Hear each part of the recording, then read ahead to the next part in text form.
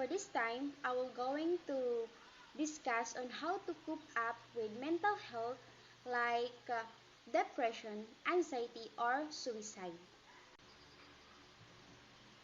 Now, mental health is a state of well-being in which an individual realizes his or her own abilities, can cope with the normal stress of life, can work productively or fruitfully, and is able to contribute to his or her community.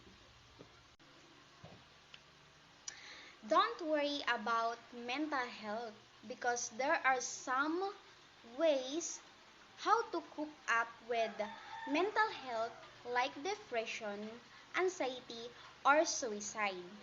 First, seek professional help. You can consult a therapist or counselor who can provide appropriate treatment and coping strategies for your depression.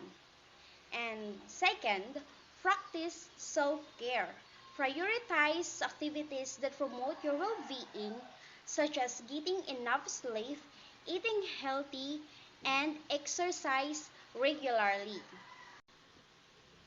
And the third, identify and address the sources of the stress in your life and develop effective stress management techniques.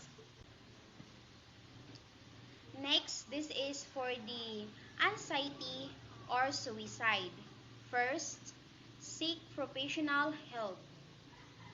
Work with a therapist or counselor who can provide evidence-based treatment like cognitive behavior therapy to help manage your anxiety. And second, practice relaxation techniques. Try methods like deep breathing, meditation, or yoga to calm your mind and your body.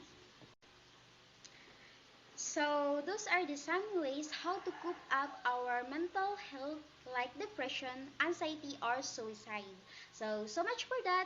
Thank you for listening.